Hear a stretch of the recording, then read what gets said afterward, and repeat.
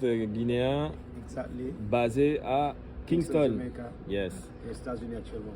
Alors comment toi tu t'es retrouvé à Kingston? Yeah, man, en fait, moi j'étais en Europe, je faisais mes bails ici. Du coup, il y a un producteur français appelé Nico Banto, m'a vu sur le réseau, ça c'est les années 2014. Il m'a dit, ok, viens en Jamaïque pour que tu puisses faire un album reggae. Là, je suis allé en Jamaïque, Small Board, Lego, Dennis Brown, on a fait un album, you know. Ok. Et toi, ta musique de prédilection, on a compris, c'est le dancehall. And reggae, Afrobeat, la musique africaine. Musique africaine, reggae, afrobeat, dancehall. Yeah, man. Ça fait combien d'années que tu fais de la musique?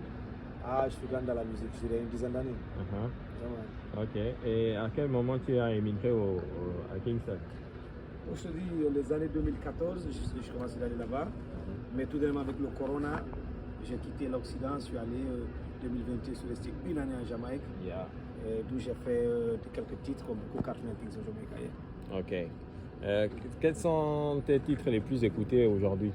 Actuellement, je dirais un titre qui est plus écouté, c'est le son avec Beenie Man, qui s'appelle Nene Fouta, qui a beaucoup cartonné, qui passe sur les Hot 97 au State, qui passe dans beaucoup de pays caribéens et tout ça, quoi.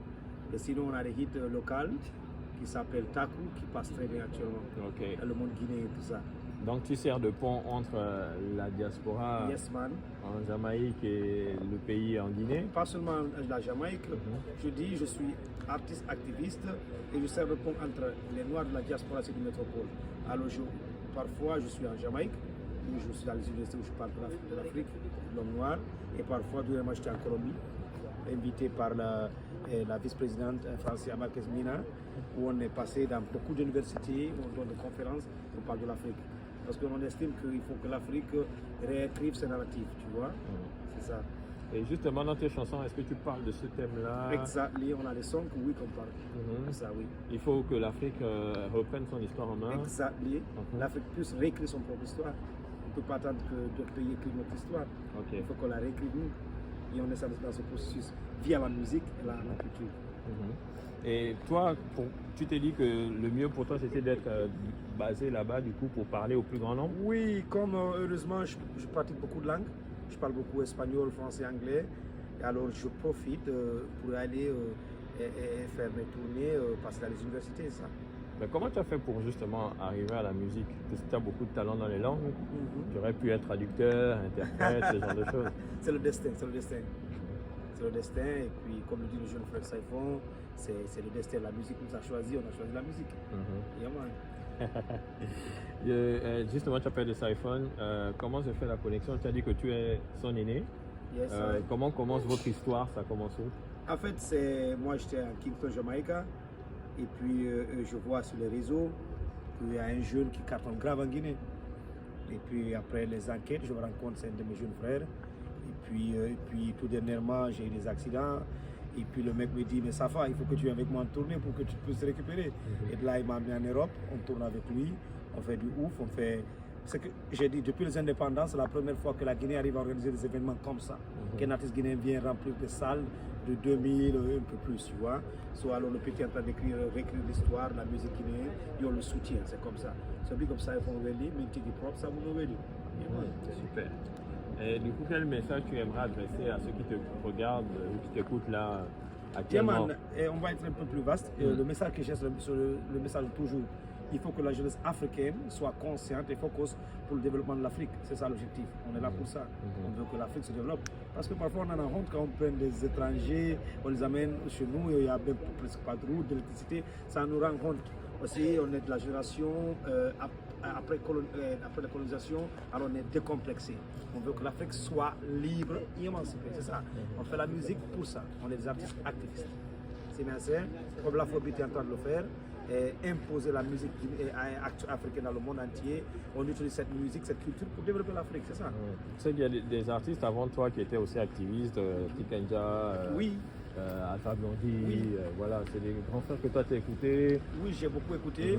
D'ailleurs, quand j'étais avec Ouroy, le gars, il me disait réellement pourquoi je ne travaille pas avec les Tikeng et tout ça. Parce qu'on a les mêmes pensées, tu vois. Mais d'autres commencent la lutte et d'autres terminent. D'ailleurs, on donne un grand big up aux panafricains qui ont beaucoup lutté pour l'Afrique, genre les Patrice Lumumba, il y a les Steve Bioko, tous ces grands leaders. Quoi. Si bien c'est, on continue leur chemin. Maintenant, les leaders contemporains comme les Kemi Seba, les Italiens, on suit leur chemin. Quoi, tu vois, c'est comme ça. Il faut que l'Afrique soit libre et émancipée. Ok, ça veut dire que toi, la pierre que tu apportes à l'édifice, ça se fait dans la musique? Via la musique. Via la musique. Parce que je dis, le jeune, si tu chantes que du conscient, ils ne vont pas te suivre. Il faut chanter takou, il faut chanter pour qu'ils te suivent et que maintenant tu puisses balancer tes messages. C'est ça. Il faut avoir d'abord l'audience et pour balancer le message. C'est comme ça. Parce que quand on te voit, on n'a pas l'impression tout de suite que toi tu es un artiste purement conscient, justement. Exactly. On ne fait pas seulement que la musique consciente, mais on fait de la musique raga, dancehall, takou pour avoir la jeunesse et par après lancer notre message. C'est bien ça. Et par rapport à la Guinée actuellement, est-ce que tu es aussi reconnu là-bas en tant qu'activiste? Est-ce que tu es bienvenu au pays? Oui, parce qu'on sait que c'est compliqué. Je suis bienvenu au pays et puis le pays, je pense qu'il m'accepte bien. Quoi.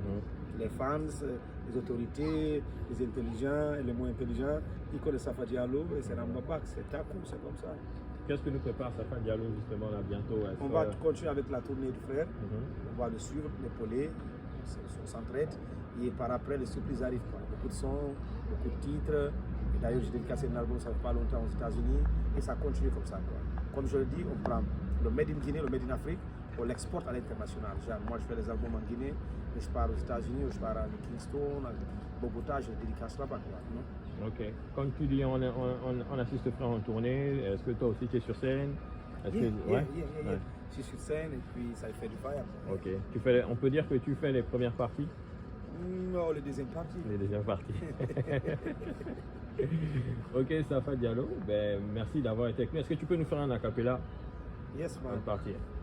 Takuno weli, maro buri, yunko mono buri jiwal pobo, Fran weli, o dollar buri, big up into the prod, balde sa information de ting, puis du casino. Oui. Pour finir, est-ce que tu peux dire c'était Safa Diallo sur RFI? Yes, c'était Safa Diallo, Ramba Bax, Wota Wuju Flouango sur RFI, Radio France Internationale. C'est bien ça, Bax. C'est good.